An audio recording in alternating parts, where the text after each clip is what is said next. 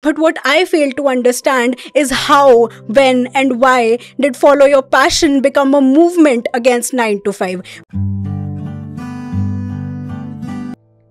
A phrase that gained much popularity when I was in my teens was following your passion. To have the guts and strength to break free from the shackles of societal norms and do what makes you happy.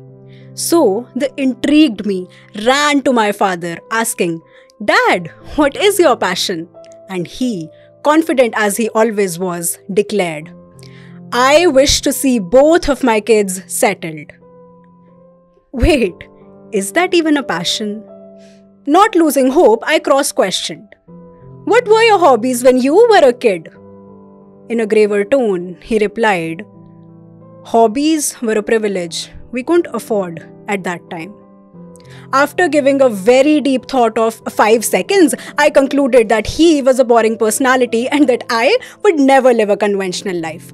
Supporting me were fancy quotes saying, "You are too valuable to work from 9 to 5, be the creative rebel, break the stereotype, follow your passion, not the paycheck, not the pension, that life is too short to just rot in the corporate setting." But would it not become too long to even survive if we take our decisions impulsively? For they don't tell you the other side of the story, the thorns behind the glamorous glory, that shattering moment when you realize there's politics behind everything that creates history, that self-doubt is the only constant in the state of anonymity. And when I came across these brutal realities, the only things that consoled me were the comforts of my conventional life. The same life that I first rejected in the name of mediocrity and then ran to on facing adversity. The life I could get only because my apparently boring dad had the guts and strength to do the same 9 to 5 work for the whole of his life. And mind you, he is the most satisfied person I've ever seen. Every day he comes back to a home that he built piece by piece, a luxury created out of blood, sweat, and dreams. And oh, if this is not creativity, I don't really know what is.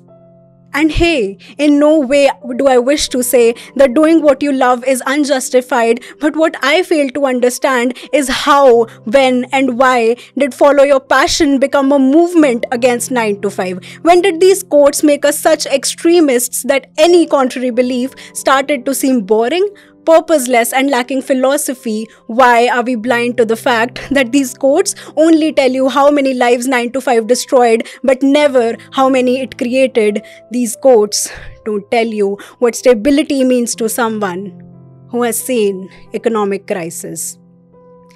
And just like every follow your passion story is not a massive hit, not every 9 to 5 person feels dead inside.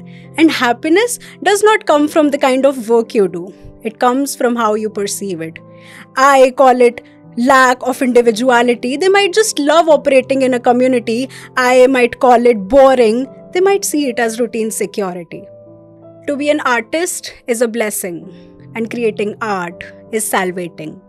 But tell me if there's a thesis that differentiates art from not art, that defines what all is art and who all are artists. Because to be honest, I believe that my life is a masterpiece and my dad, the artist.